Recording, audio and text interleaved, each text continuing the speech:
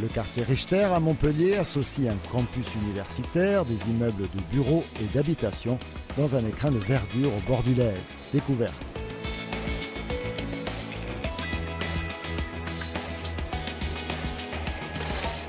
La ZAC Richter était la deuxième partie de Port-Marianne, donc le schéma directeur décidé à l'époque par Georges Frêche et Raymond Dugrand.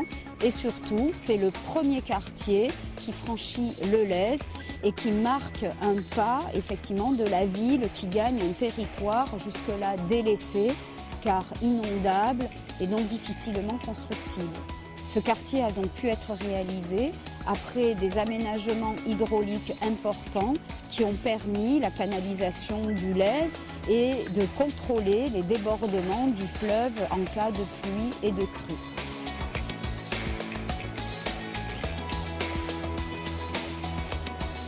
C'est l'un des quartiers, en termes d'urbanisme, des plus innovants dans les années 90.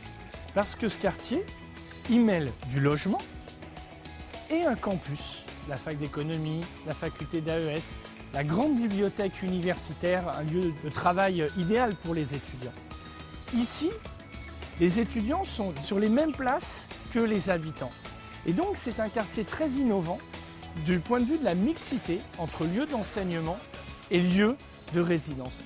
Et présence de bureaux qui permettent d'avoir de l'activité économique dans cette zone. Et donc on a un certain nombre de bâtiments où il y a des entreprises qui se sont implantées et on a répondu à leurs besoins d'implantation. Donc ça c'est le premier succès. Et il y en a un second.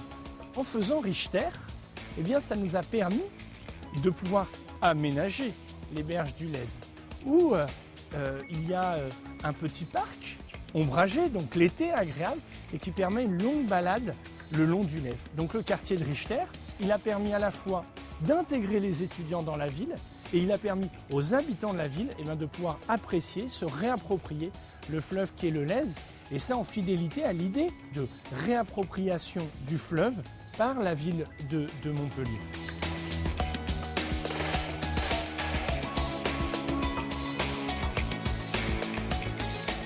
La conception du quartier est totalement novatrice. On a uniquement des programmes avec un toit-terrasse, des matériaux à l'époque assez novateurs. On le voit aujourd'hui sur l'université avec du métal, du verre, du bois, ce qui n'était pas à l'époque les matériaux réellement classiques. La composition aussi des programmes en peigne ouverts, donc des cœurs d'îlots ouverts vers le fleuve. Donc cette volonté d'avoir une nature très présente, et on le voit aussi ici dans le cœur du quartier, où on va retrouver de multiples placettes largement végétalisées et où une vraie identité s'est créée. C'est vrai que Richter n'est pas qu'un quartier étudiant.